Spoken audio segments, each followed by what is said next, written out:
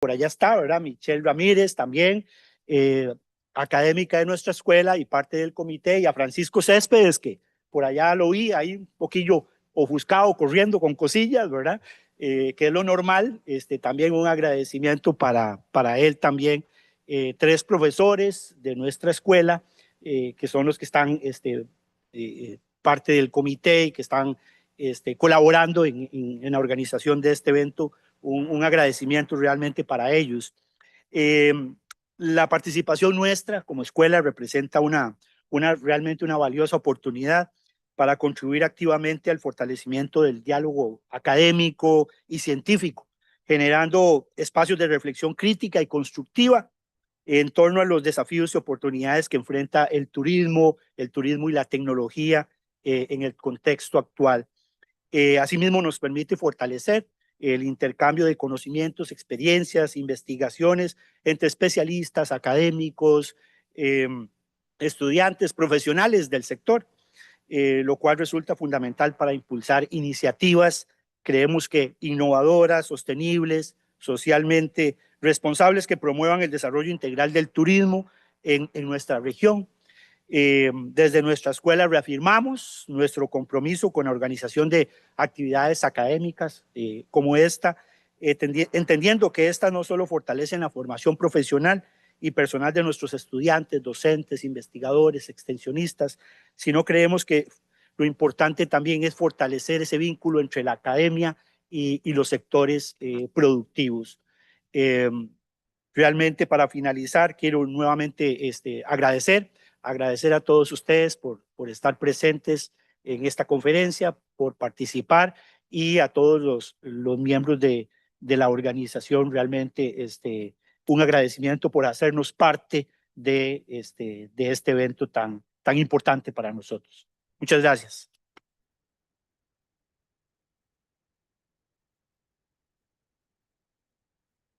Muchas gracias al director de nuestra Escuela de Idiomas y Ciencias Sociales.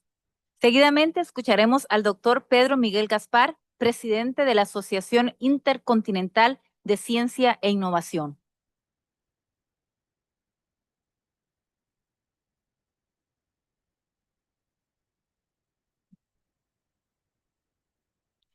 Ora, muito bom dia para todos. Quero saudar a mesa, o Dr. Oscar Lopes, o Dr. Oscar Chaves, o colega Avelino Vítor, o Dr. Marlon Pérez, o Dr. José Machado e a Dra. Joseline Walsh. Bom, não vou alargar-me muito em nome da Associação Intercontinental para a Ciência e Inovação, que promoveu este evento, que o encaixou e que o incorporou na sua atividade. Para mim é um privilégio poder estar aqui neste país tão bonito, rodeado de colegas, rodeado de estudantes, e isso é a parte mais bonita da nossa academia. A nossa associação não está só vocacionada para fazer conferências e estes eventos internacionais, mas eles são uma parte muito importante da sua atividade. Temos muita gente que não está aqui presente, está em sessões online e está-nos a ver remotamente. Para eles também um abraço e muito obrigado pela participação. Queria destacar aqui algumas coisas e sublinhar o grande empenho da organização local. Sem o esforço desta organização local e o empenho e o cuidado com os pormenores, isto não seria muito possível, porque estamos muito longe da nossa sede, estamos do outro lado do mundo e, portanto, um agradecimento muito especial. Eu não quero esquecer-me, porque há muitas pessoas que estiveram envolvidas, mas quero destacar algumas, como a Lady, como a Patrícia Estrada, que muito obrigado por todo o esforço, toda a dedicação que teve neste evento. Quero deixar também uma palavra de muito agradecimento aos colegas que estão aqui de Portugal, que se envolveram na ajuda a este evento e que se irão envolver ainda, como chefes da conferência, que nos irão ajudar em toda esta dinâmica. Quero agradecer a todos os investigadores que estão aqui, mas quero deixar a palavra mais especial para os estudantes. os estudantes são o futuro e envolvê-los nas dinâmicas de investigação será para nós todos um propósito. E, portanto, incorporados em equipas com os seus professores, pensamos na nossa associação que esse será um desígnio para desenvolver no futuro. Portanto, os colegas que estão aqui, queria também fazer esse agradecimento pela sua colaboração, pela sua ajuda, pelo seu suporte a esta organização. Quero também deixar uma última palavra ao meu querido colega Avelino Vítor, porque ele tem uma capacidade invulgar de superar dificuldades, de ter resiliência e de conseguir fazer acontecer. E, portanto, para mim, é um reconhecimento muito grande poder trabalhar com esta equipa e poder desenvolver outros projetos no futuro. Falava com o Dr. Oscar Lopes na recepção, e este não vai ser um evento isolado. Nós vamos, de certeza, vamos trabalhar mais no futuro.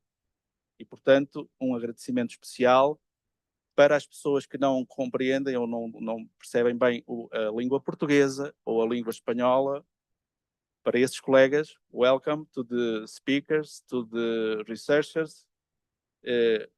You have a nice conference.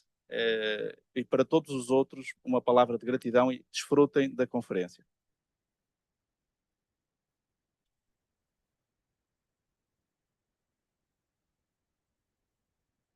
Agradecemos al señor presidente por sus palabras.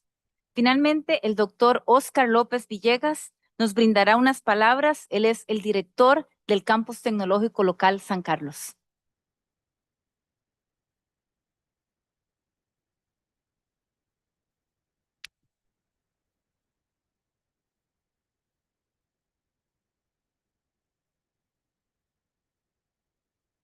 Eu não falo português. Portuñol.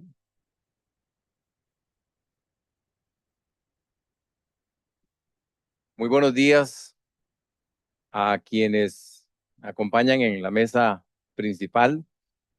Una mesa principal muy nutrida, de mucho pensamiento, mucha capacidad de trabajo, y también muy buenos días a quienes nos acompañan acá presencialmente en el auditorio y los que nos siguen por las distintas transmisiones digitales de esta actividad.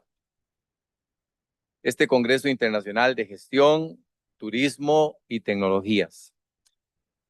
Reciban todos y todas un cordial saludo desde el corazón de nuestra institución, un campus que está ubicado en una zona rural para precisamente impulsar el desarrollo de competencias en temas que interesan a este desarrollo rural, como son el turismo, las tecnologías y la administración. Y también un saludo cordial desde el entusiasmo profundo con el que damos la bienvenida a este Congreso Internacional. Permítanme iniciar. Ya dice Patricia que estoy tomando mucho tiempo, pero yo quisiera tomar unos minutos e iniciar esto con una breve historia. Quizás algunos ya la conozcan, pero no vendría mal recordarla. Una fábula. Un día, en medio del bosque, se desató un gran incendio. Todos los animales corrían despavoridos. El león, el elefante, la jirafa, el tigre, mientras las llamas consumían todo a su paso. Pero un pequeño colibrí volaba al río, tomaba una gota de agua y venía y la tiraba al incendio. Iba al río y traía agua y la echaba en el incendio. Una y otra vez, una y otra vez. Los demás animales, al verlo, se burlaban, estaban confundidos y le dijeron: ¿estás loco? ¿Crees que vas a lograr apagar ese fuego tan grande, no lo vas a poder apagar solo. A lo que el colibrí respondió, lo sé. Sé que no lo voy a apagar solo, pero yo estoy haciendo mi parte. Hoy, reunidos en este Congreso Internacional de Gestión, Turismo y Tecnologías, yo quiero pensar que todos nosotros somos como ese colibrí, que no estamos aquí solo para observar el incendio de los desafíos globales, el cambio climático, la crisis de gobernanza, los mercados que de repente se muestran inestables ante decisiones políticas que cuesta entender, la inequidad digital o el agotamiento de los ecosistemas turísticos en algunas partes del mundo, sino que estamos aquí para hacer nuestra parte, como el colibrí. Puede que lo que traigamos parezca pequeño, una investigación, un paper, una propuesta, un modelo, un diálogo, pero es precisamente con esas gotas de saber, innovación y compromiso que construimos un futuro mejor. Este congreso es más que un evento académico, es más que el esfuerzo de una escuela y una carrera de turismo del campus tecnológico local San Carlos, unido con el aporte de las redes internacionales que nos acompañan en este día. Es más que eso, es una declaración de principios, que no renunciamos a la esperanza, que creemos en la fuerza de la colaboración y que confiamos en la capacidad humana para transformar la realidad. Cuando la gestión se une con el turismo y la tecnología. A quienes vienen de lejos, gracias por volar hasta aquí con sus propias gotas de conocimiento. A quienes han organizado este espacio, que ya han sido debidamente mencionados, y otros que estarán tras bambalinas y que aportan su grano de arena, sus gotas de agua para que esto sea una realidad. Gracias por preparar este bosque común donde podemos encontrarnos. A quienes hoy presentan, enseñan o simplemente escuchan con atención y ponen en práctica los conocimientos, ustedes están haciendo su parte y eso ya contribuye para cambiar el mundo. Que este Congreso Internacional nos recuerde que ninguna acción es insignificante si viene desde la convicción que ningún conocimiento es estéril si se comparte y que ningún esfuerzo es en vano cuando se hace con un propósito claro y definido, y que cuando la gestión, la administración se alía con la tecnología y con el turismo, no solo estamos hablando de sectores productivos, sino de una visión estratégica para un mundo más inteligente, más humano y más sostenible. En un contexto global marcado por desafíos complejos, la convergencia de estas tres áreas se vuelve crucial. El turismo no puede desligarse de una gestión ética e innovadora. La tecnología por sí sola no basta si no está orientada al bienestar de las personas y de los territorios. Y la administración debe ser cada vez más colaborativa, más abierta, más flexible y con sentido y propósito. Este Congreso, ya voy a terminar, es una afirmación de que no nos resignamos a observar pasivamente los cambios. Aquí se piensa, se cuestiona, se propone, se conecta. Aquí estamos convencidos que las soluciones nacen del encuentro, del diálogo interdisciplinario y del compromiso colectivo. Que este Congreso sea una experiencia pero no una simple experiencia, sino una que inspire, transforme y conecte. Que seamos entonces colibríes conscientes, comprometidos y perseverantes, porque aunque no podamos apagar el fuego, juntos podemos empezar la lluvia. Muy buenos días, bienvenidos y bienvenidas.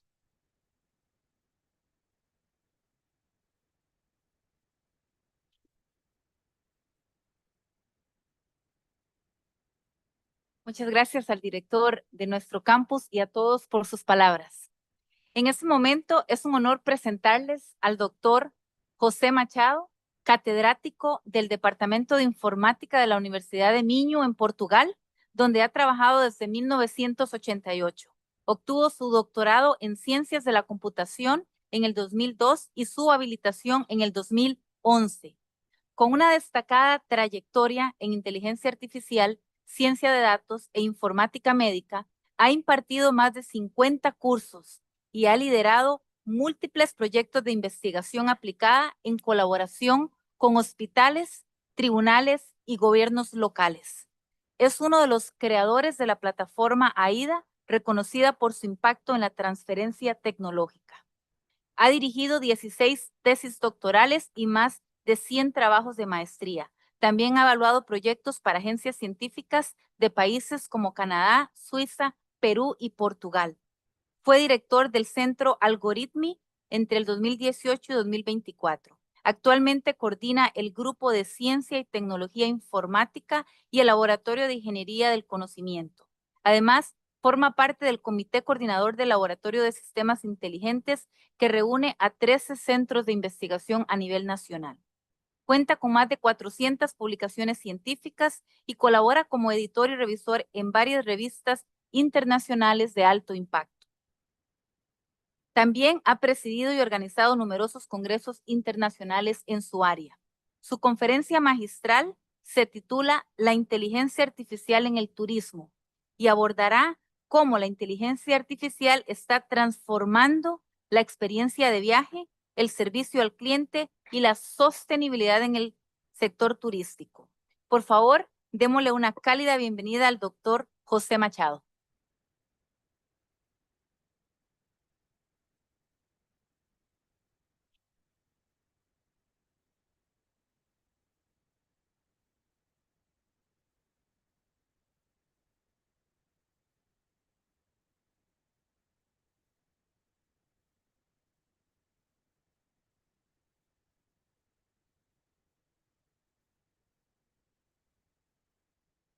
Thank you very much for the presentation. I will speak in English. I hope it will not be a problem for you. Thank you very much for the organization. Thank you very much for the invitation to be here. Evelino and Pedro Gaspar challenged me to be here today. Thank you also for the nice reception of the local committee, Patricia, Michelle, Laida, and all other people that were involved. As the director said before, there are really three words that today are very important. The first one is intelligence. Intelligence is used everywhere. The second one is human.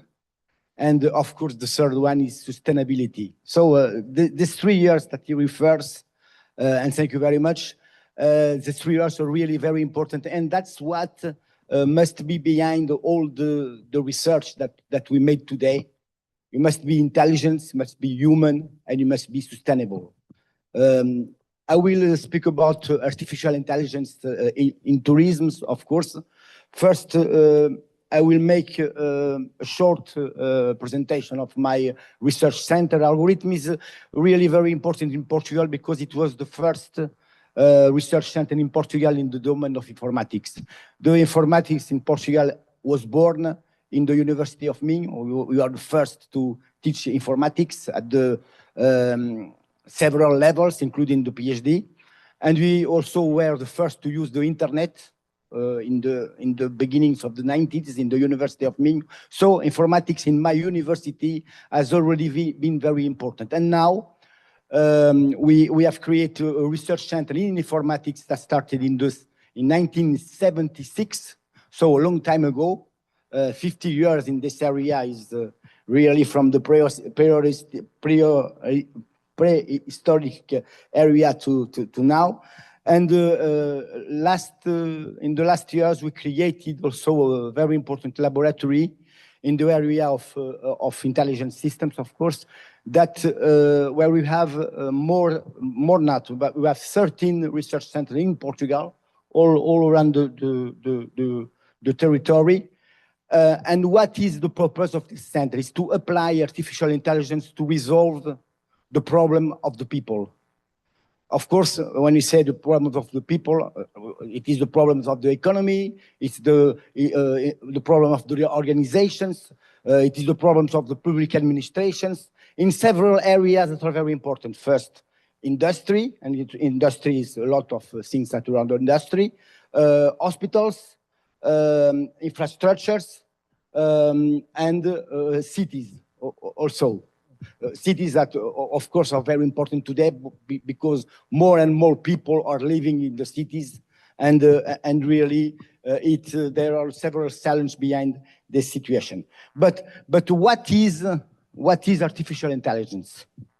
Maybe it's the most important question. What is artificial intelligence? If we ask you what is artificial intelligence, maybe will give me a lot of definitions, a lot of different definitions, and maybe all of them are correct. For me, in my point of view, artificial intelligence are two words: data and computation. So artificial intelligence is the application of high-performance computing to using a lot of data.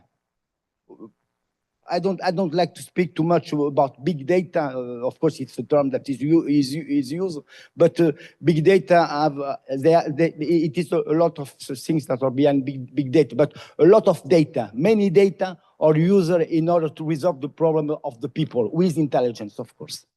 So in artificial intelligence, on the left, we can see also that is a very important area of artificial intelligence, that is machine learning. And what is machine learning? Machine learning is maybe the dream of all people that work in informatics. Machine learning is to develop programs without programming. So develop program without writing a lot of lines of code. I did that during all my life. So programming without programming, create programs without programming. It is not what is sometimes associated with ChatGPT, that is able to create programs. No, it's after observing what is happening as we do in our life, we can create a program that is able to transform data into knowledge, data into results, data into solutions, data into decisions. So that is the most important field in artificial intelligence. Of course, with artificial intelligence, we can resolve several problems. And those ones are all applications of artificial intelligence, where artificial intelligence can be applied in several domains. For example, to detect, for example, to optimize, for example, to take smarter decisions, for example, to predict the future.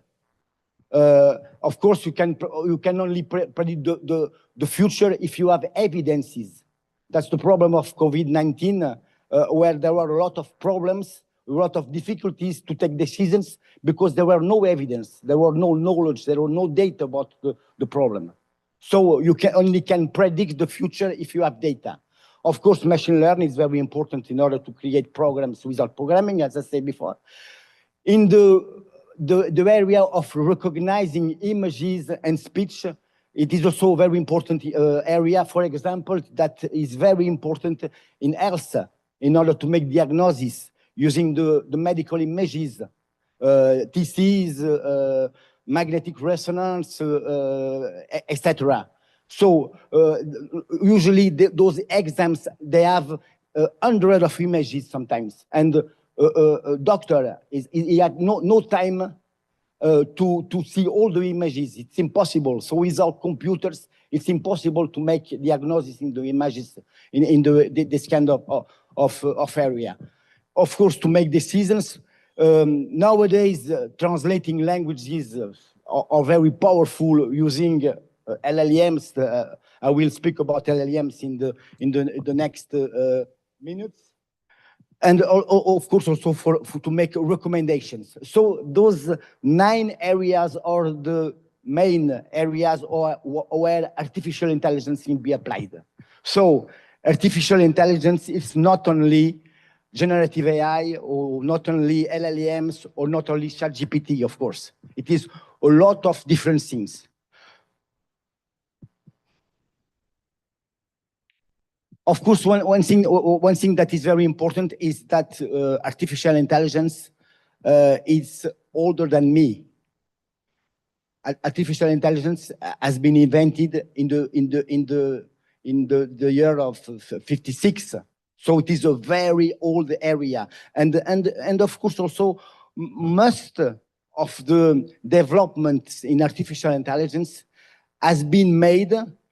Some of them before the developments in the informatics, in the computational area.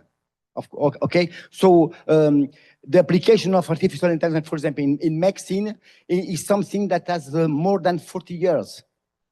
And the last years, you remember, the Nobel Prize of Physics has been given to the people that has invented the most important tool or models in machine learning, that are the neural networks, 40 years after the invention.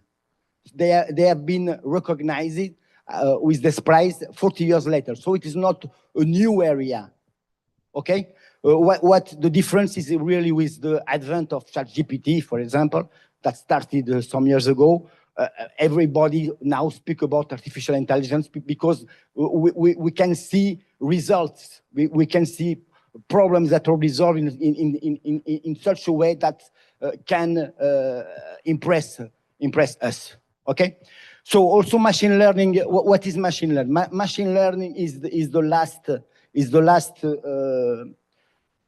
line. Usually.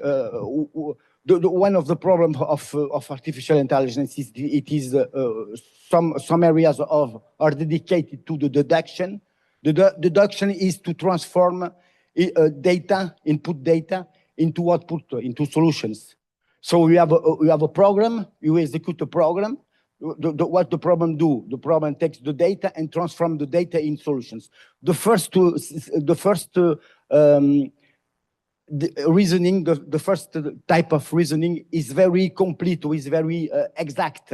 So usually there are no errors in this kind of system. The second one, which is the abductive reasoning, we see the output, we have the program, and you try to see the input that can't be transformed into outputs. It is what is done, for example, when a doctor makes a diagnosis. So that's why most of the diagnoses are wrong.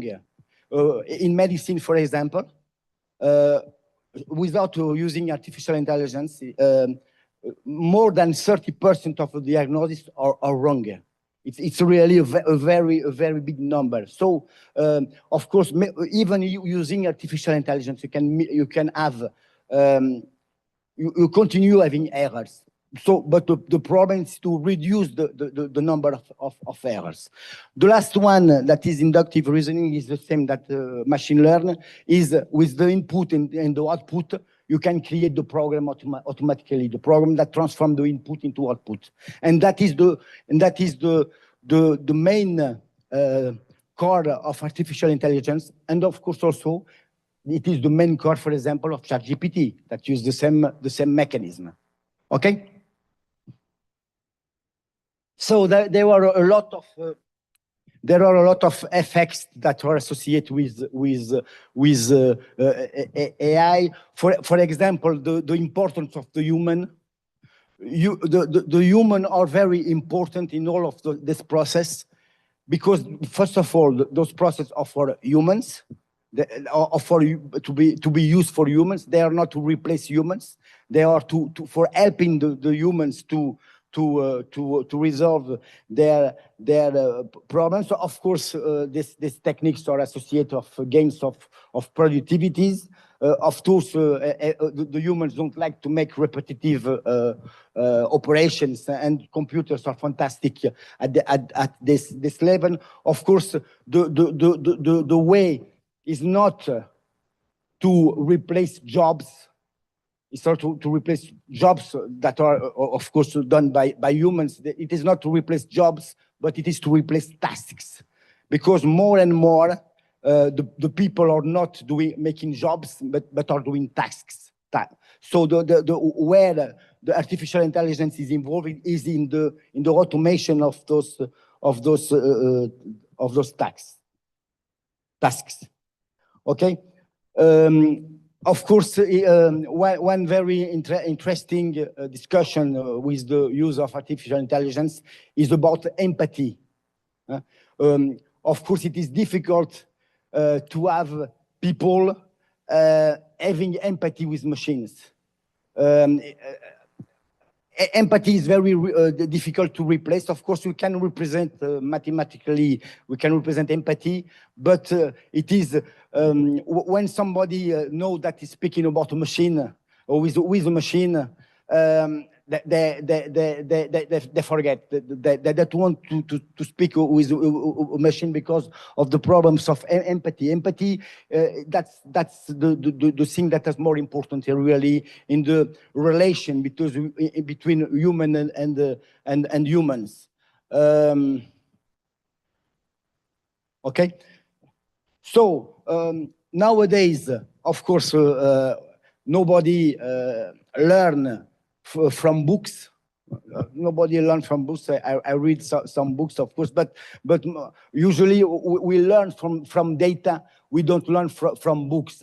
We are in a new paradigm. The new paradigm is, of course, associated with machine learning. Right? Machine learning is having the data and create the solution from the data and not from the books. Because the information is everywhere. With machine learning, there are several types of machine learning, and what is very interesting, and all of those types of machine learning, the supervised learning, unsupervised learning, and reinforcement learning. In the middle, we have an hybrid type of learning, that is the semi-supervised learning. All of those types of learning, for example, are used by LLMs or used by generative AI. For example, the ChatGPT, that is the most well-known element of those very big set of LLMs. All of them use this type of machine learning. That's why they are so powerful. Supervised learning, for example, is a big problem in AI, because we have to ask the human to help in the classification of the information, tagging this information. And it is only possible with human specialists. So the interventions of humans is always very important in this process. They cannot be replaced. To resolve several types of problems, you must have, of course, the technology, but the technology without the human expertise will not be possible. It will not resolve the problems. So human expertise is very important to classify the data to be used by the algorithms. Okay? Of course, the second type of learning, for example, don't need the human expertise. But is used, for example, in the what I called before the image and speech recognition, for example. This is just a small example for you to show you an example of what can be a predictive system. So in mathematics, most of you in the, for example, in statistical area, you know what is a regression, what is a linear regression. The linear regression is to have data. For example, in this case, you have data about areas of home and about the price of the homes, of the apartments, for example. So you have the data, and you must construct a line where the error is the less, where much became the lower one. So you have to reduce the error, of course. So it is the main goal of artificial intelligence is to train those kind of models in order to have the most lower error. The error is the difference between the points and the points of the line.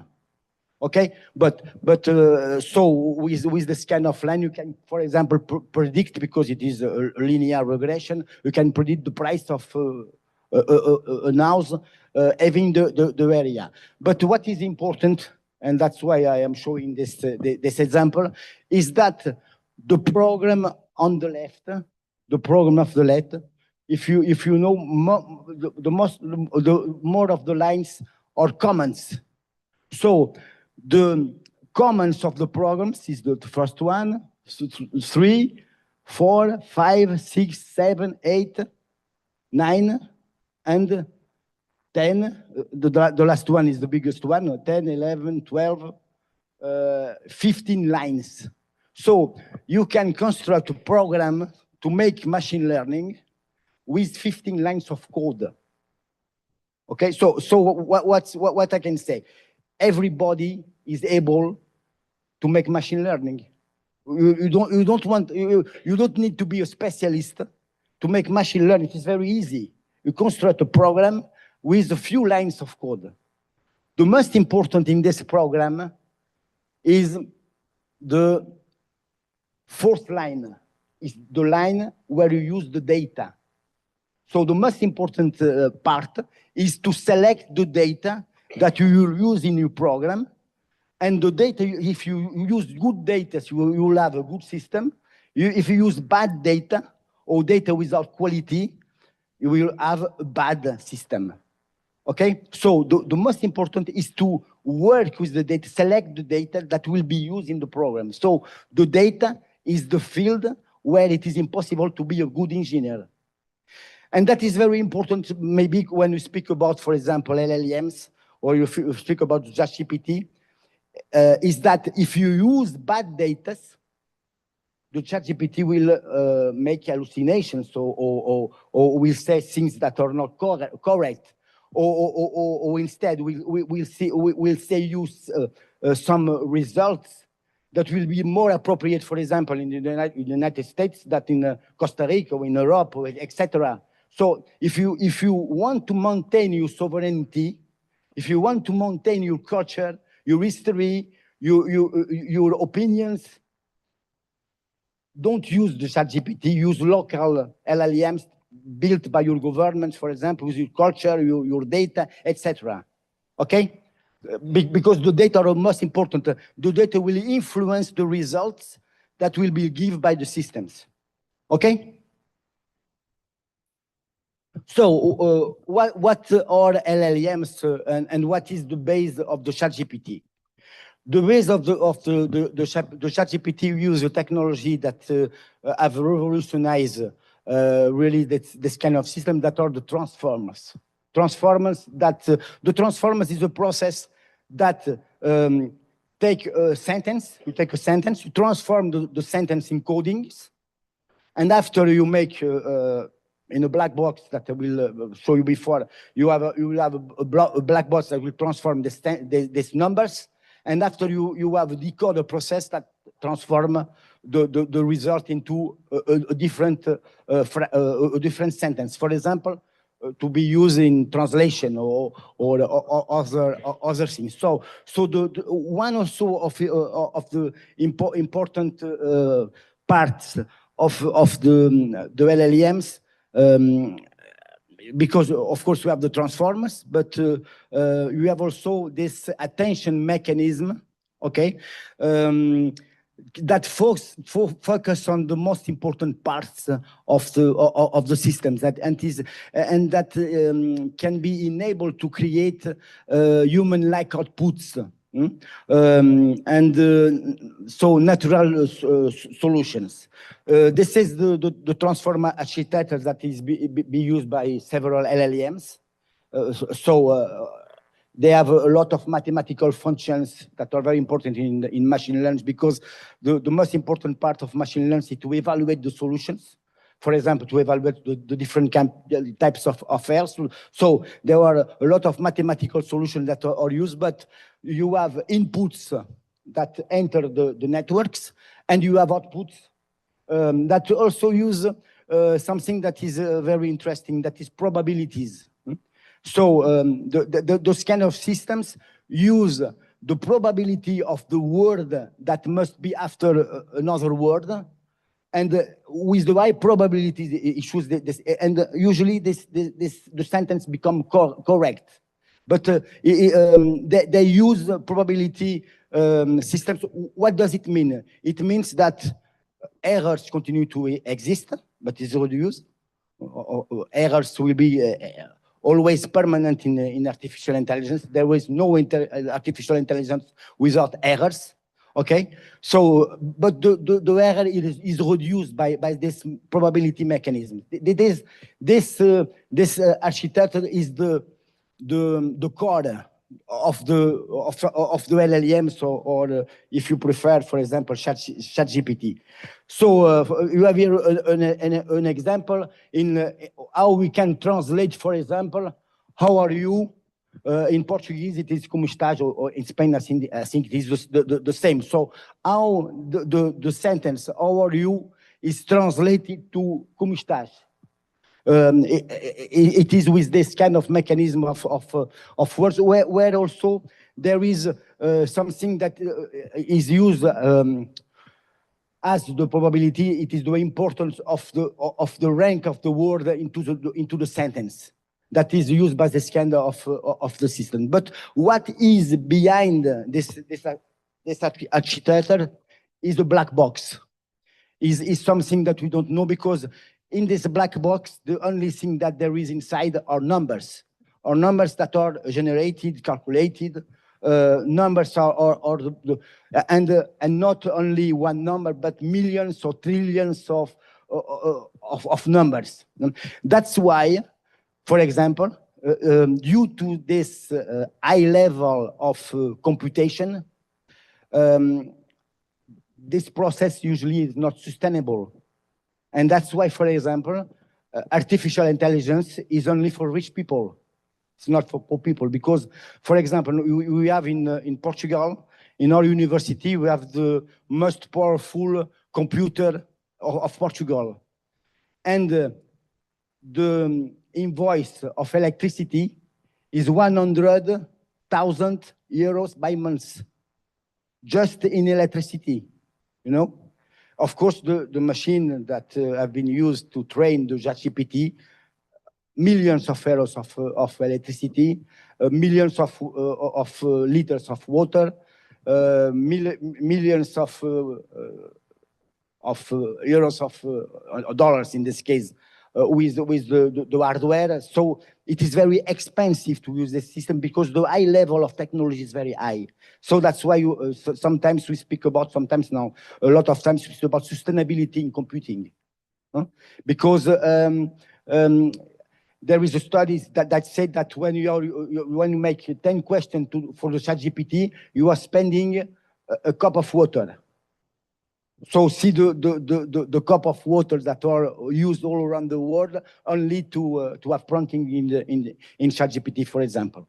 So this computation is a high level. What are behind those kind of black box systems are what I refer to the neural networks. The neural networks have an inspiration, of course, in biology. They had been invented 40 years ago. My first paper in neural networks was published in 1995, so 30 years ago, because the neural networks has been banned by the community during 10 years. Somebody write a paper saying that neural networks are not good, they don't resolve problems, and during 10 years, nobody used neural networks. And after they returned to using neural networks, and the Nobel Prize has been given 40 years or 30 years later. So the inspiration is in biology, or the nervous system, as you say, instead. So one thing that is very important is that the biological neuron is more complex than the artificial one. So the neurons that you use in artificial intelligence are very simple. They have only functions that are inputs. There is a function that makes sum the inputs. Inputs with what we call weights that are associated to inputs. We make a sum, and after we have a function, the function on the right, what are called activation functions that transform the result into a number, and this number is coming out the neuron. But what I want to say with this slide to you is that the artificial neuron is very simple, and the biological one is very complex. So there are a lot of studies now that show that it is impossible to have better results with this kind of neural networks. So we have reached the plateau of performance. So it is very difficult now, even having more data, even training the algorithms during more times, to have better results. So the only way now is to create neurons that are more complex than the biological one. Okay? So what happened is that the neural networks are based in neurons, as you say in this slide. There are a lot of layers. What have been done in the past and with the LLMs and the AI generative. So we have, for example, neural networks with trillions of inputs and with millions of layers.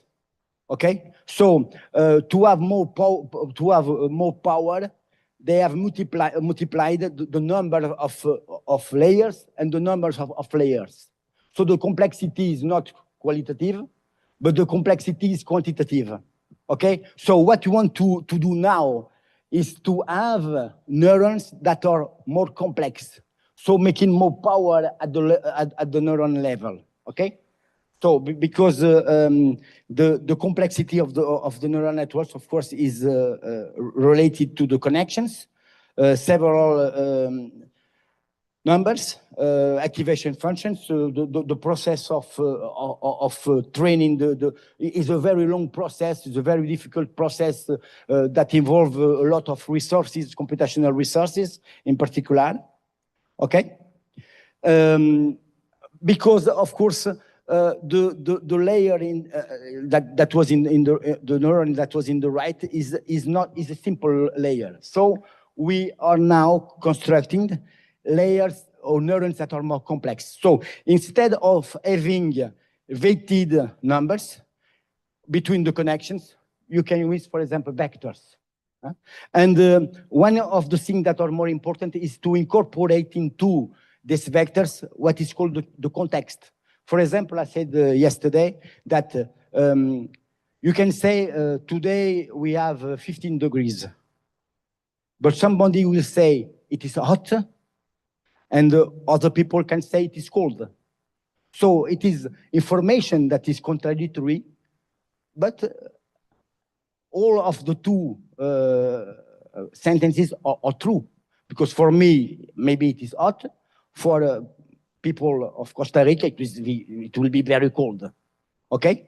So that is what we call the context that many times influence and change the decisions of the result, and must be integrated also in this kind of the system. So the next step, because we are now in the level where it is difficult to have better results, to have machines more intelligent, to have intelligent machines, more intelligent, maybe more intelligent than the humans. You have to invest in this kind of neurons more complex with more complex functions. But it is not a problem. What is the problem? To have machines that are more intelligent than humans. Because we already have machines that are more strong than humans. We have machines that kill many peoples, more than the humans. But what is the problem of having machines that are more intelligent for us if it is for benefits for the humans? Okay? That's the most important way. One thing that is also very, very important in artificial intelligence, I have more 10 minutes. Okay.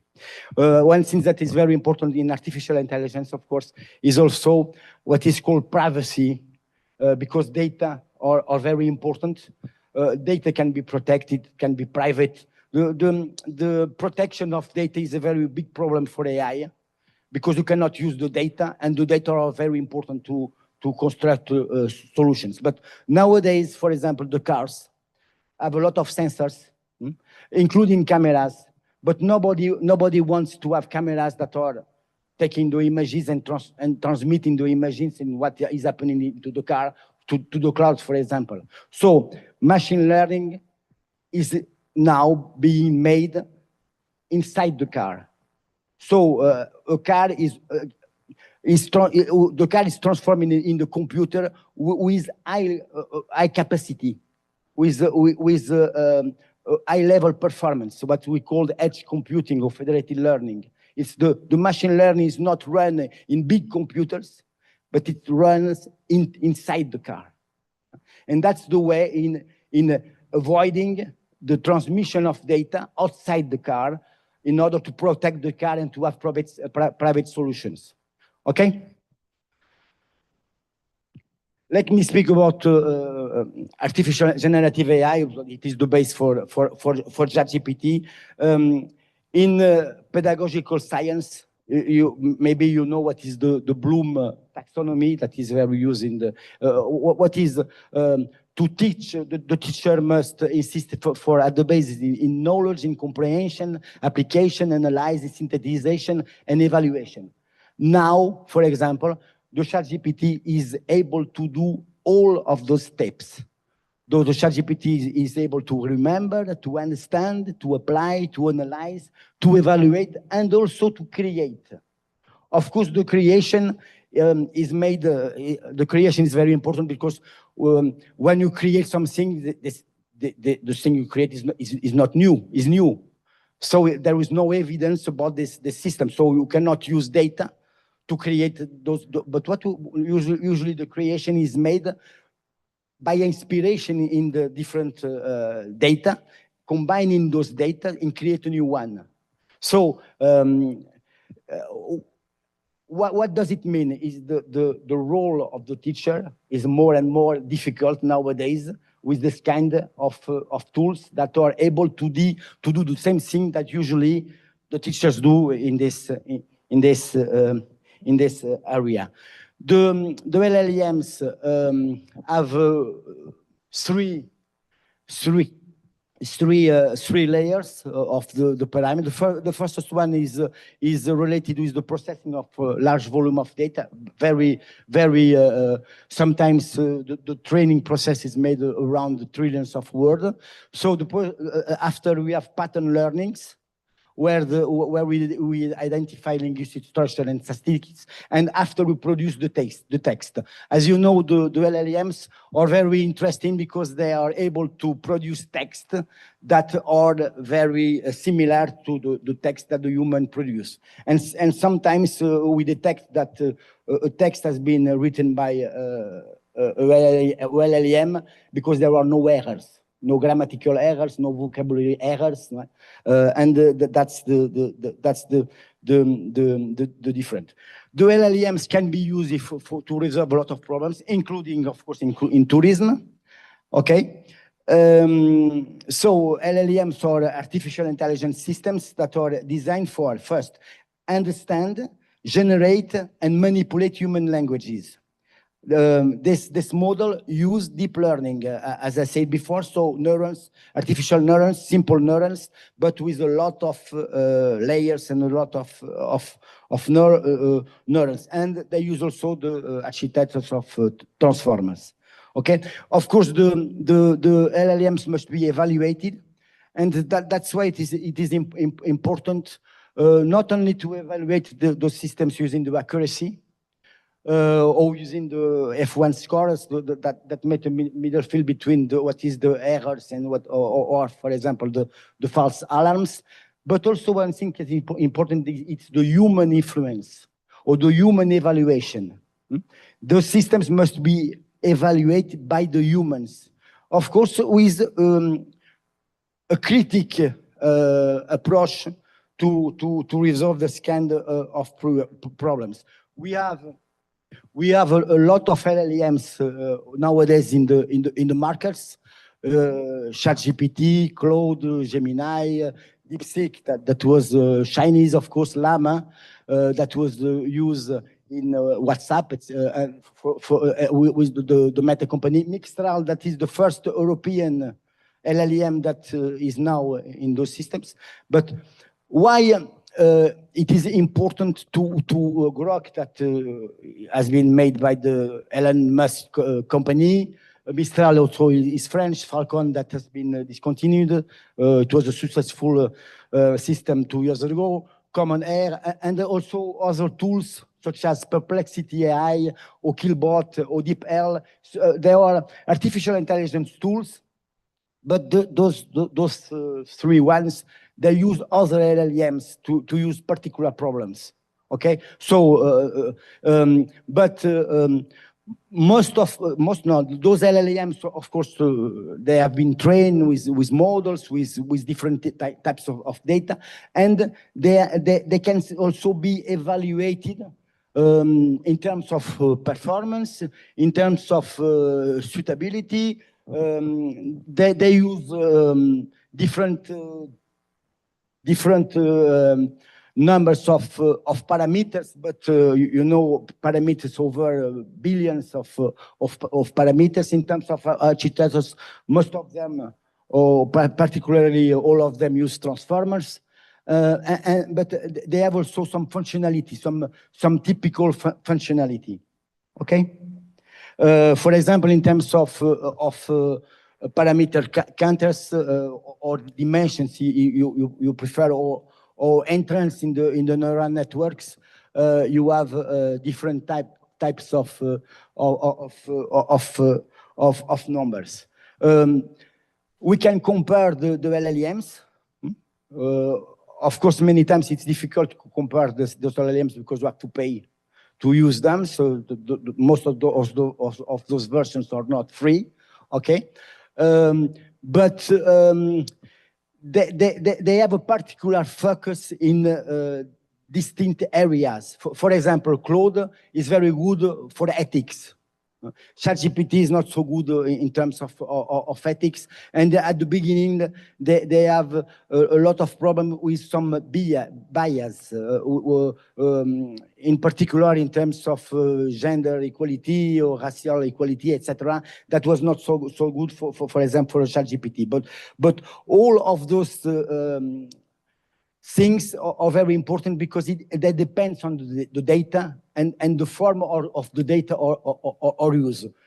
Now we can also extend the LLMs with what we call RAG. It's a new technology where we augment the data with other data on some particular fields.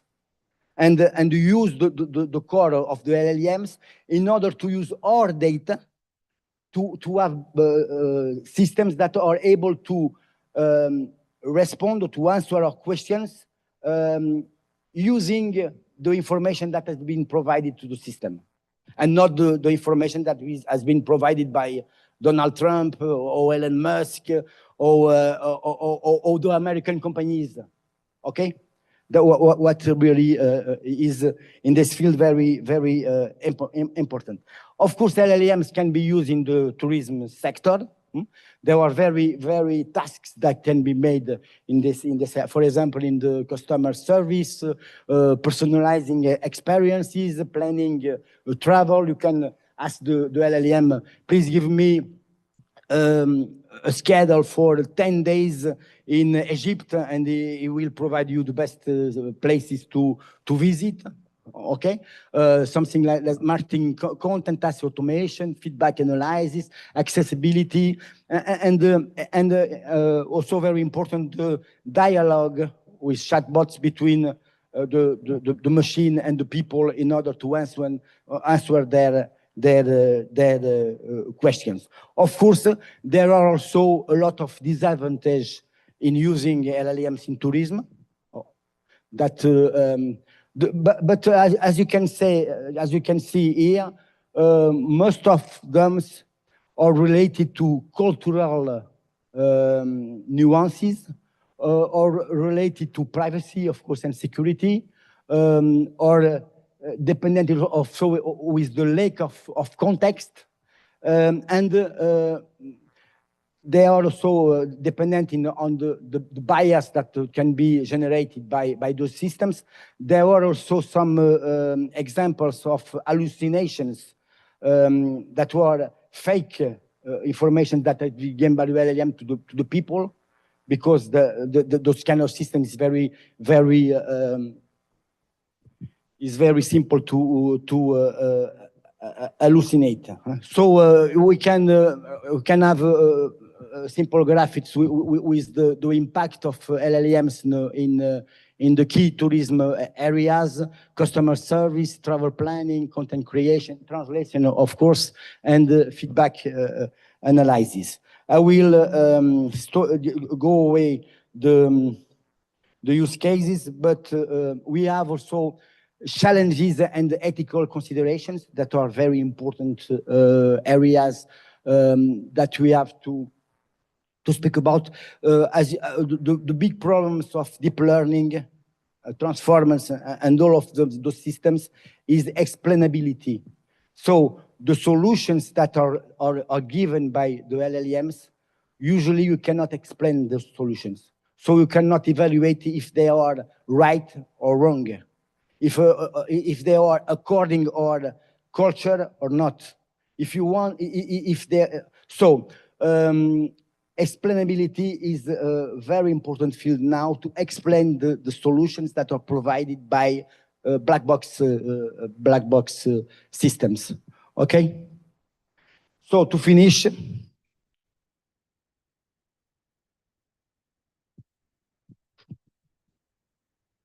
why the world wants to abandon US AI models, and why it is important for people of Costa Rica, of Europe, of China, of India, of Africa, and other countries to not use the American or the US AI models. The key word is sovereignty. So it is important to preserve our values, our language, our culture, or gastronomy, or food, or tourism, the values of our country. That's why we started in Portugal to develop also an LLM. I am one of the members of the projects in Portugal that is developing Amalia. Most of the problems of the people in Portugal say, why are you doing LLM if you have ChatGPT, you have Grok, you have lot of different LLMs. Why Portugal need to have a LLM? We need to have an LLM because of our sovereignty. Because we want to continue being Portuguese. We don't want to be one of the inhabitants of the country of Donald Trump. Okay? And we don't want to be Chinese also. We want to continue being Portuguese as the people of Costa Rica want to continue being Portuguese. And that's why we must have our tools and the results or the decisions that can be made by those solutions must be in accordance with our education, with our formation, and with our value. And when we say to the ChatGPT, what are the countries where food is very good? They must say in Portugal, the food is very good, for example, and in Costa Rica also. But it is important, and not to say in Japan or in Italy or the United States, where the food is not very good for us, of course. Okay, so we will continue with this project in Portugal, and we are very interested in have very good results, but it is a very difficult problem because it is very expensive. Computation is very expensive because you need a lot of computation to do that. Okay, thank you very much.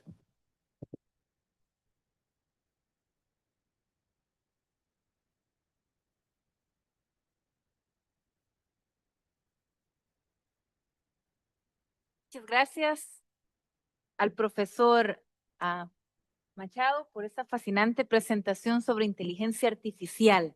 Atenderemos ahora algún comentario o pregunta de parte de la audiencia con respecto a la temática de esta ponencia magistral.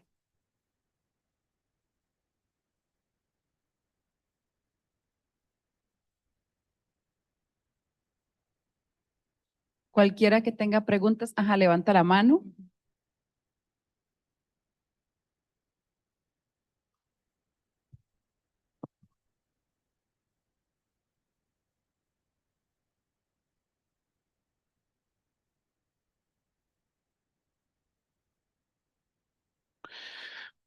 Thank you, Professor Machado, for your extraordinary presentation. I was delighted with your interesting view of the artificial intelligence, as it was expected, of course. I would like to ask you if you can tell us something more about the development of Malia. What type of data will be used to train the system, for if there is some specific type of information that will be used devoted to generic questions, and related with that, how hard would it be to develop LLM system, for instance, to make a medical diagnosis once you are also expert in this system? How to make a report, to train a LLM system to produce a medical report after analyzing some exams? Thank you. Very, very difficult question. The first, Amalia will be developed by universities in Portugal. We have several universities that were in the slides before, I think. Okay. Algoritmi, us, of course, INESCID in Lisbon, INESTEC in Porto, Sizuc in Coimbra, IT in the country, and Nova that is also in Lisbon in Almada. So there is a core team. We selected only for the first step. We selected 5 areas, and else is not on these areas. Okay, and why else is not on those areas? Because else is a very critical area where the publication of the European regulation, which is called AI Act, consider health as the most critical area. So using health data in Portugal is very difficult. and it's not very difficult. It's very prohibited. It's more,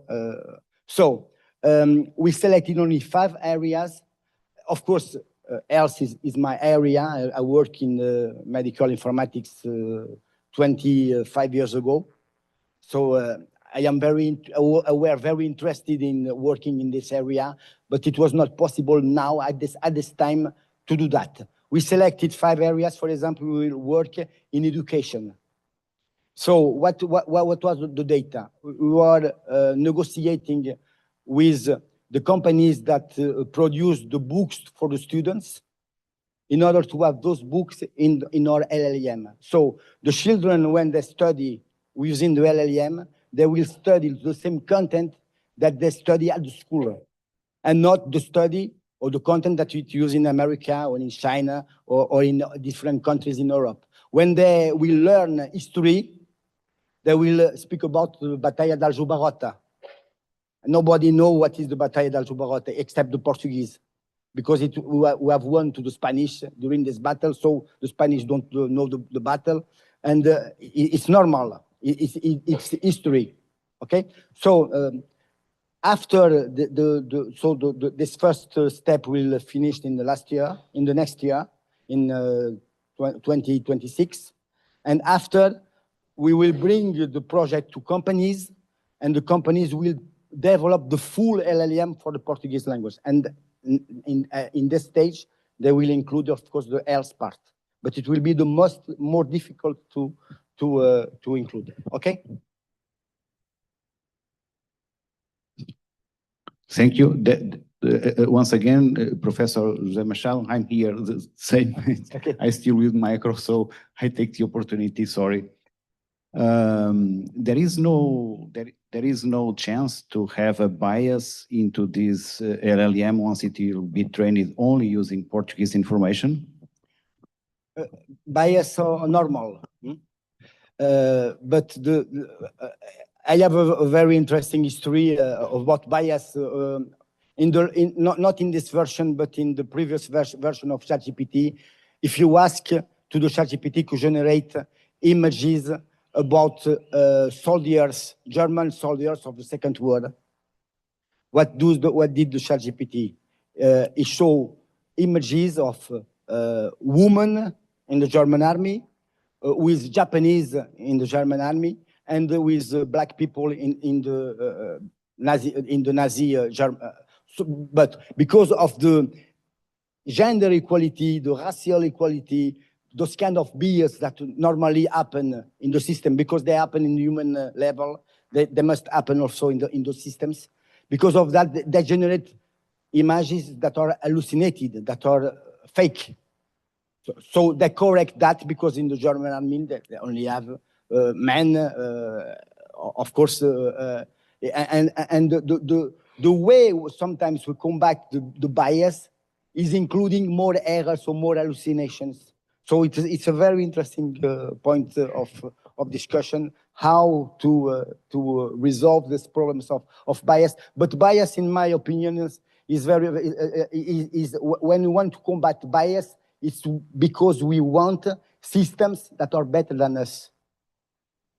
Because if there are people that commit bias, they are the human. The human make a lot of bias they have a lot of bias in their systems. Okay? Thank you. Tenemos espacio para una pregunta, un comentario más.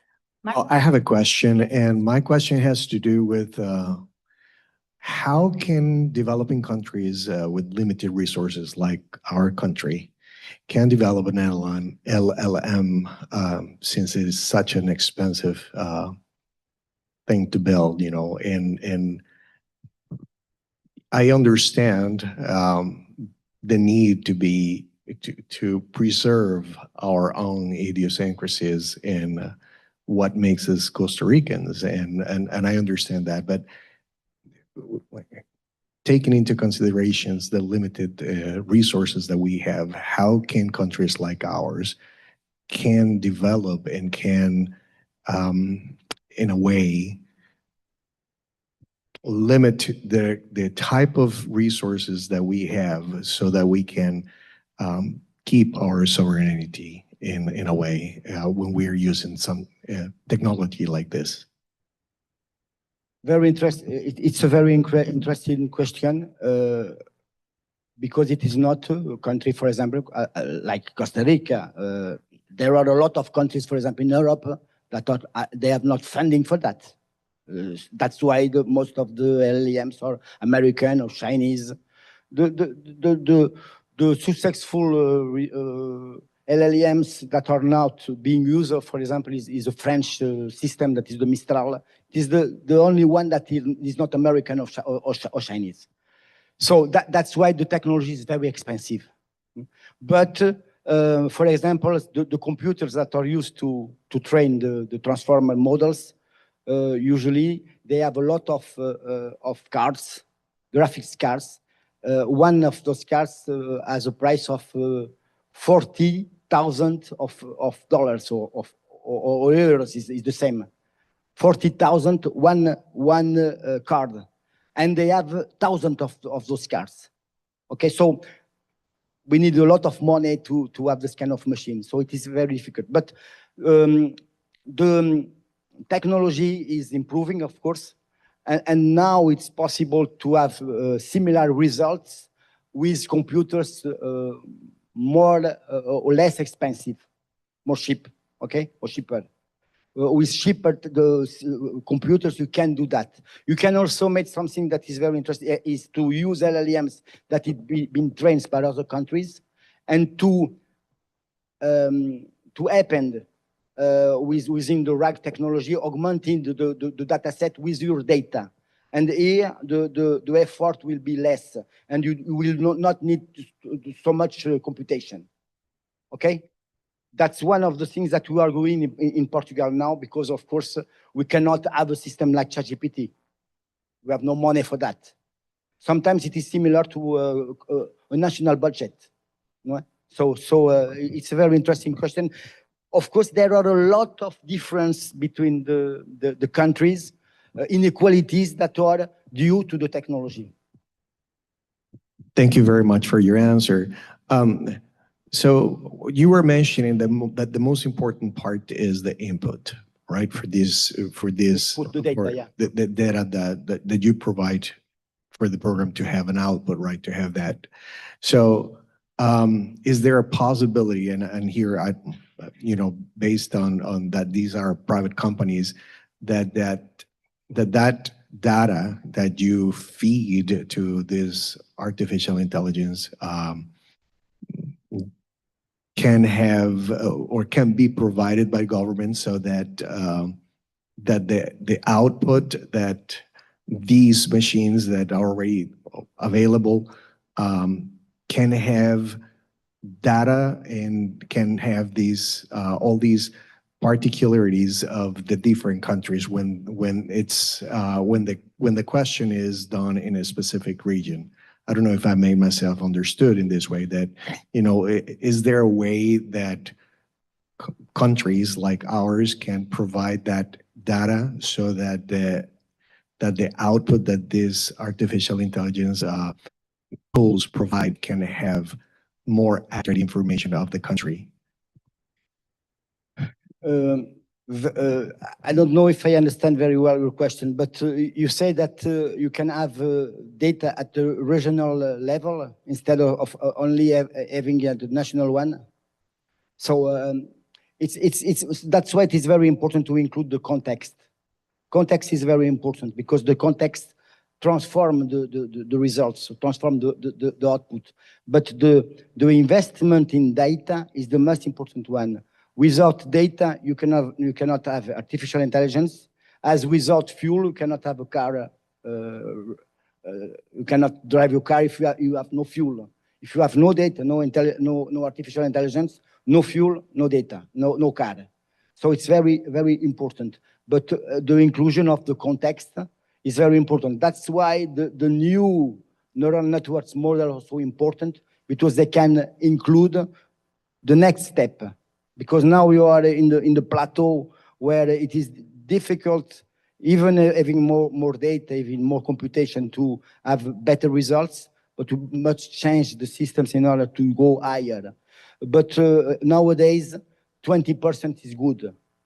What does it mean 80%? That means that in 20% you make an error. So we consider that 20% of errors is acceptable, because not usually with the humans is 30%. But we must, the only way to go higher is really to change the technology, because the technology is the same 40 years ago. Okay? Una vez más, muchas gracias al profesor Machado por su ponencia. Gracias. Ahora es un gusto presentarles a la profesora Jocelyn Walsh Zúñiga, diseñadora e investigadora con amplia experiencia en tecnologías inmersivas aplicadas a la educación, la formación profesional y el sector industrial. Es doctora en tecnología y máster en tecnologías de la información y la comunicación por la Universidad de Purdue en Estados Unidos. Ha liderado más de 50 proyectos de realidad virtual y aumentada, tanto a nivel nacional como internacional, validando experiencias inmersivas y desarrollando aplicaciones innovadoras. Actualmente es profesora e investigadora de la Escuela de Diseño Industrial del Instituto Tecnológico de Costa Rica, directora de proyectos en Wow Emotions y cofundadora de Somos Didáctico, una plataforma colaborativa para la educación. Su conferencia magistral se titula Tecnologías inmersivas en el turismo, donde mostrará cómo las experiencias digitales de vanguardia están dando forma al futuro de los viajes. Recibamos con un caluroso aplauso a la doctora Jocelyn Walsh.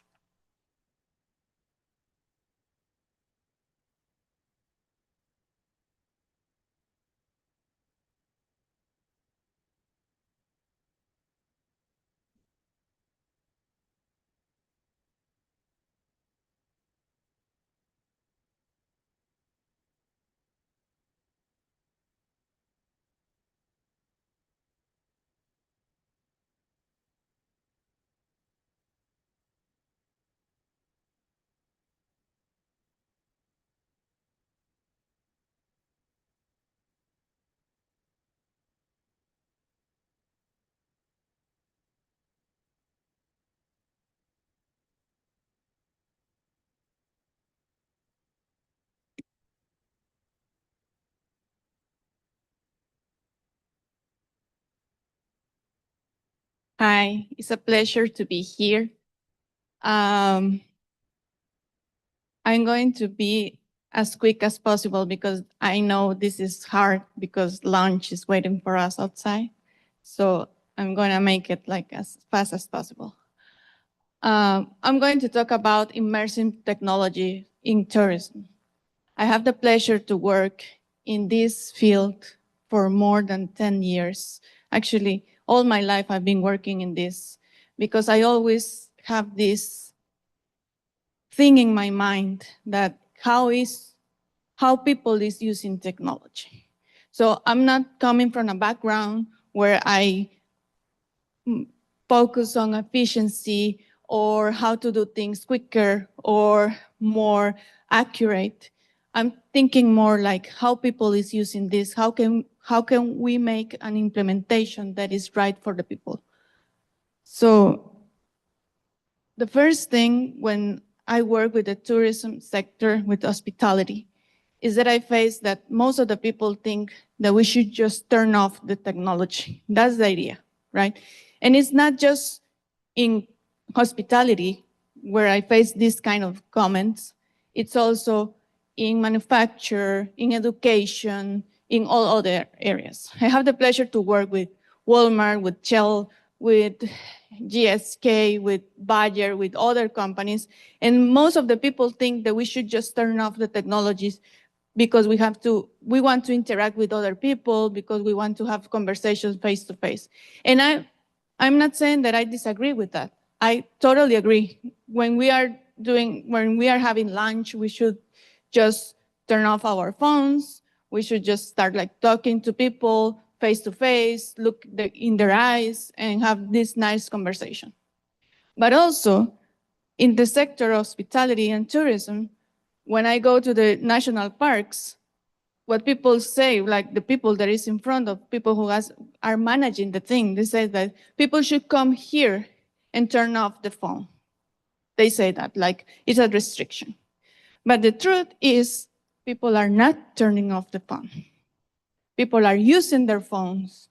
People are using their phones for many, many things. So I just put here, I just Googled this. I don't know who these people are, but I just Googled this, and people are taking, I don't know how many selfies, how many pictures you take when you go to get to know a place, right? And I think we don't count how many pictures we take. Maybe when I was a child, we have these cameras and we have 24 photos and that's it. And I remember that in the first 10 minutes, I was running out of the photos, right? But now we have these phones and we take a lot of photos. But the thing here is that let's try to change this set of mind instead of saying or asking or requesting or imposing to the people to turn off the technology is how can we do better and integrate that and to provide a better experience for the people. And there are some highlights about our visitors here in Costa Rica that I take this from the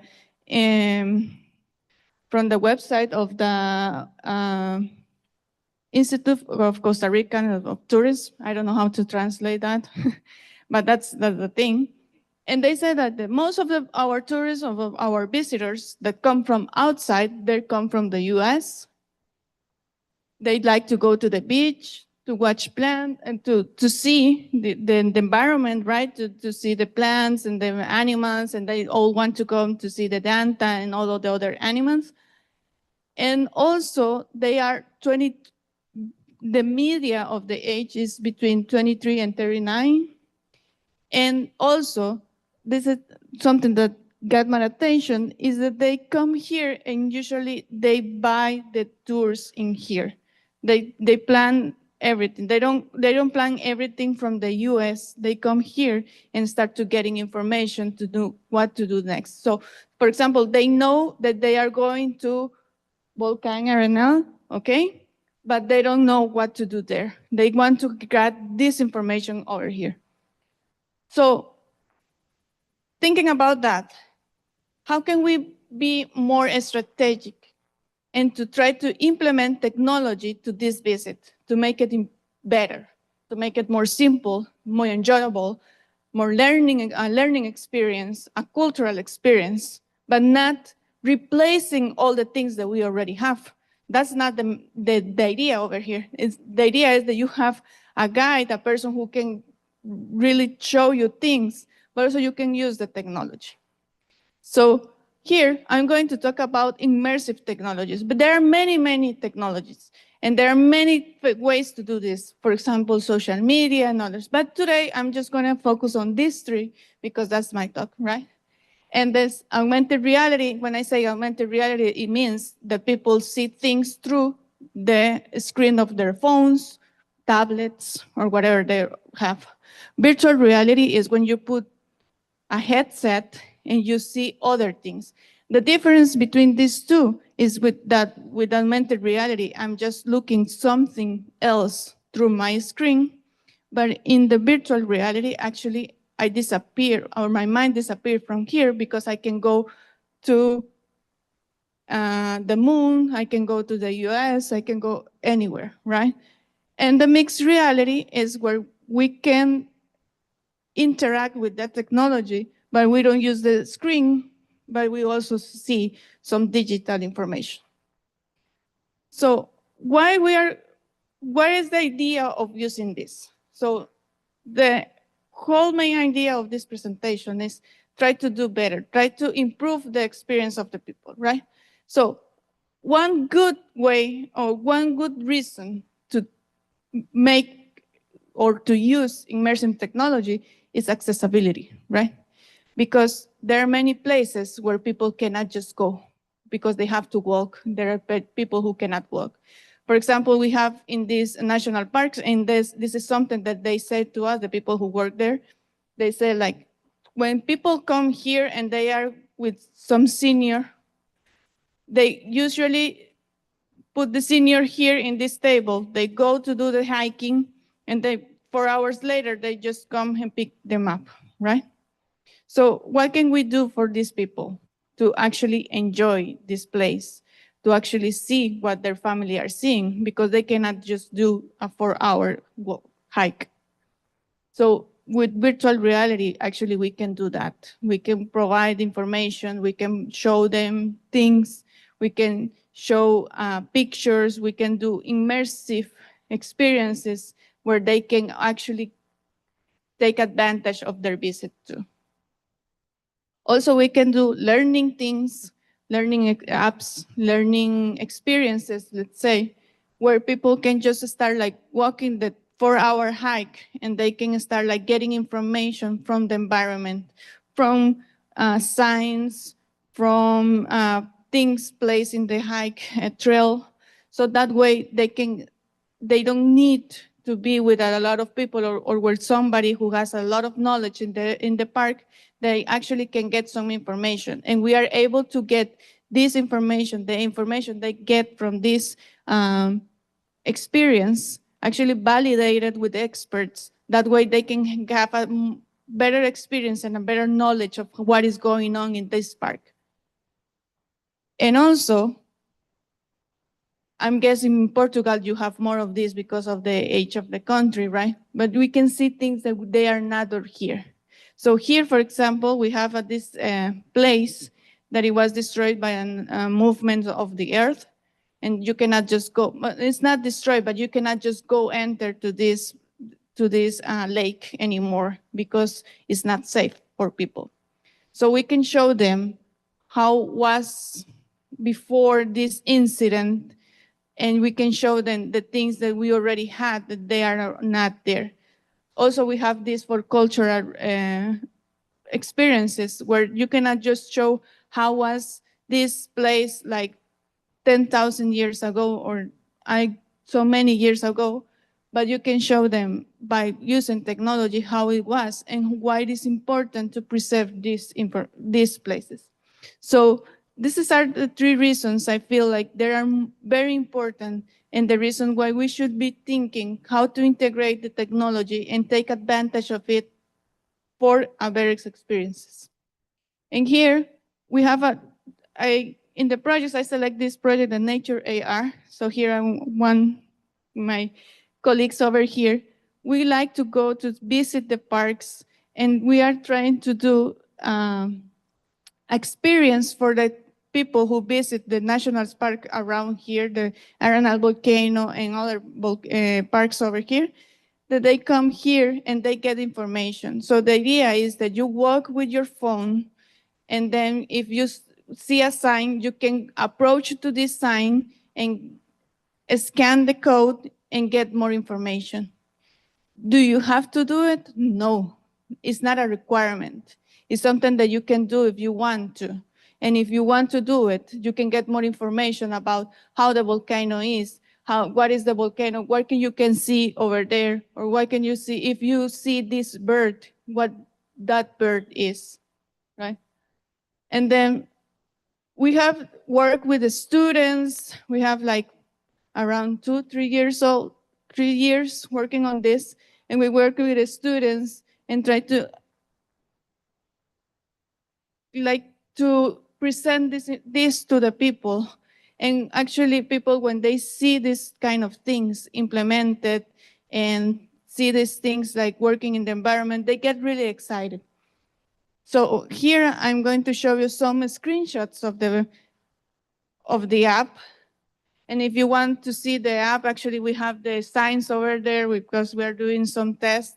And actually we have phones, so we can share the information if you want to see how it works. But this is our screenshots of the national park we already have in this app. And this is a representation of the trail. So the idea is that you select a trail you want to do. There are going to be signs around the trail, and you can take this, you can scan this and to get information like this. You can take pictures and to see the eruptions of the volcano. Also, you can see the animals that you can be seeing around there. so you can see the names of these animals, some information about these animals, and to interact with these animals. Also, you can hear the sounds of the animals, and you can play some mini games. That way, you can just start like doing this thing. One thing about this is that what we are doing is to create better experiences for people, but also we take into account every single detail about this. So for example, what I'm showing you is how the signs are designed for this specific project. This is not, we don't take lightly any detail. We take very seriously because we know that when we put a sign, it's going to be disruptive in the environment, right? So we take like different colors, different materials, different positions that we can use in the park and to see which one is better. And also we have many plans for this too, because as I mentioned before, the idea is that you just walk and scan the codes. There are 8 codes over there, but you can scan like 3 or 2 or 1 if you want. But what we want to do is to bring also the Costa Rican students to the parks so they can do the field trips, and we are creating learning experiences. That means that this app is going to be a piece of a learning experiences where teachers can come with the students and they have to do something that match with the educational requirements of the government, right? And also we are thinking about to do research to actually see how we are collecting data with the app, but also we want to see how the people, the visitor, are seeing this in place and to analyze if this is going to work or what can we do better for the next experiences. And also we are going to do something similar, but with culture to enhance all the culture we have here in Costa Rica. So the idea of this is let's think about how to integrate technology, how to involve people, how to involve the people who works in the park, the people who has the knowledge, the scientific knowledge, the people who are visiting these parks, and how to create and co-create everybody and multidisciplinary things, experiences using technologies for enhancing the experiences we have in the tourism. Thank you very much.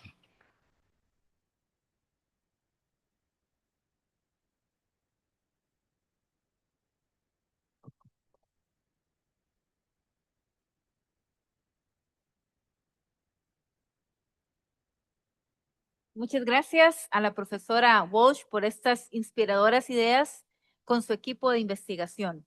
¿Atendemos algún comentario o alguna consulta con respecto a la ponencia?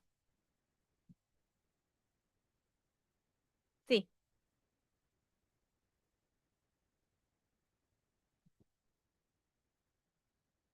El micrófono lo tiene el estudiante. ¿Quiere se deja ustedes? Gracias.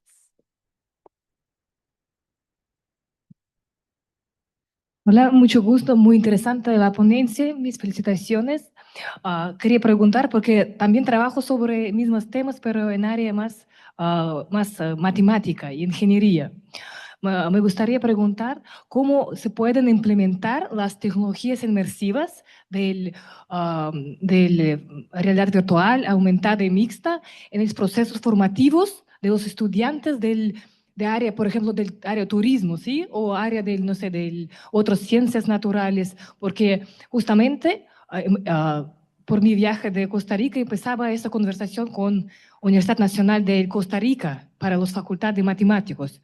Y ellos también preguntaban justo sobre esas tecnologías inmersivas que están bastante costosos para implementarlo, cómo le puede implementar en los procesos de formación para los estudiantes de carreras del medio ambiente, sustentabilidad y para mejorar la experiencia. Muchas gracias. Sí. Pues La tecnología inmersiva, la ventaja que tiene es que una vez que la hacemos, la podemos, o sea, tenemos un app y lo podemos instalar en cuantos teléfonos queramos. Igual pasa con la realidad virtual. Hacemos un APK, que es el archivo del ejecutable común, y lo podemos instalar en cualquiera. Creo que la importancia aquí es, de nuevo, es co-crear, que hayan personas que estén con el conocimiento técnico, científico, que sean parte del equipo de creación, que hayan personas que sepan del conocimiento técnico, de cuáles son las limitaciones de estas tecnologías y cómo se pueden optimizar, pero también es cuál es el tema que vamos a sacar. Si tenemos un tema que, por ejemplo, es difícil de ver para los estudiantes, por medio de estas tecnologías podemos ver cosas que nosotros no vemos a simple vista.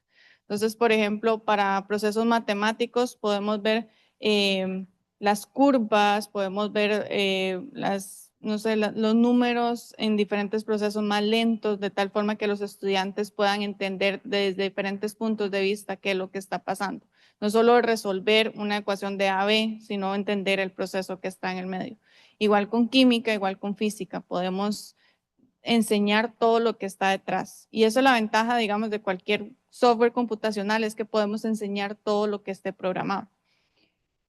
Creo que entonces, para turismo, para la enseñanza de esto, también hay cosas que son muy caras, muy difíciles de acceder para poder enseñar. Y eso es lo que estaría rico de enseñar o de crear, esas experiencias que no tenemos al alcance de nuestra mano todos los días, pero que son parte del currículum. Entonces, como crear ese grupo donde estén personas que sepan de conocimiento técnico, pero también del conocimiento de la herramienta, creo que es súper importante y la clave, digamos, del éxito. Para mí, honestamente, ya esto es como medio bias, es como muy grosero pedirle a profesores de matemáticas que implementen tecnologías inmersivas o pedirle a un profesor de biología que implemente tecnologías inmersivas en sus clases, porque hay mucho trabajo atrás. Hay un trabajo de diseño, hay un trabajo de interacción, hay un trabajo de programación atrás, que no necesariamente es el trabajo o el campo que dominan. Yo creo que la creación de equipos multidisciplinarios en la ciencia y lo que llevaría al éxito a que de verdad podamos utilizar estas tecnologías en más campos.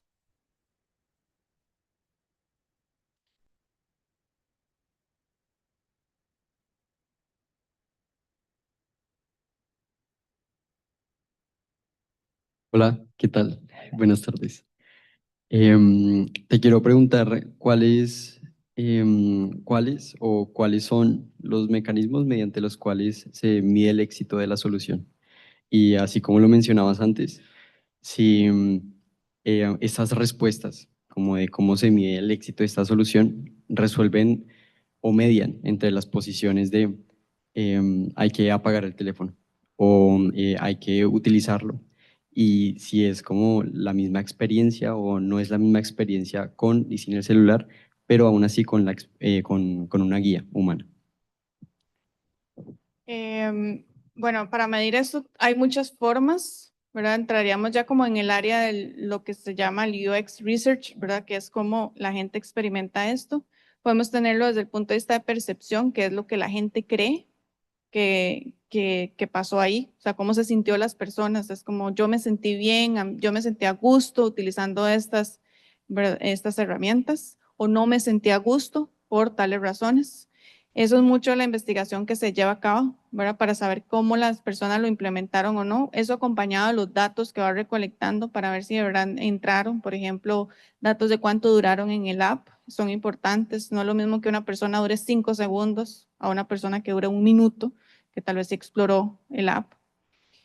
También hay test de usabilidad también que ayudan a medir eso, de saber qué tanto las personas de verdad llegan al objetivo. Y tenemos, cuando ya entramos a aprendizaje, ya tenemos test de aprendizaje, donde podemos hacer preguntas. Todo tiene que ser con el usuario. Muchas de las tecnologías inmersivas también se miden por tiempo, por reducción de errores que hay, digamos, cuando hablamos de manufactura. también. Entonces lo que hay que hacer es como diseñar un test para una pregunta de investigación, pues como todo, ¿verdad? Pero cantidad de errores, cantidad de información que se lleva, cómo el visitante sintió la experiencia, si sintió que había sido impuesto la tecnología inmersiva o si de verdad le ayudó a tener una experiencia mucho más completa. Son como métricas que se utilizan para medir el éxito o no de estas tecnologías.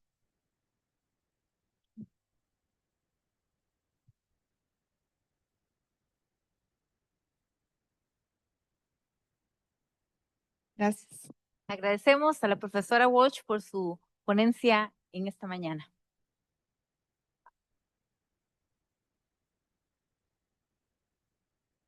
Ahora haremos una pausa para tomar el almuerzo, el cual será servido en el lobby. Estará disponible de 12:30 a 2 de la tarde. Por favor, disfruten la comida, relájense, conozcan el campus y continúen haciendo networking. Nos reencontraremos a partir de las 2 de la tarde para las sesiones que continúan. Que tengan todos y todas muy buenas tardes.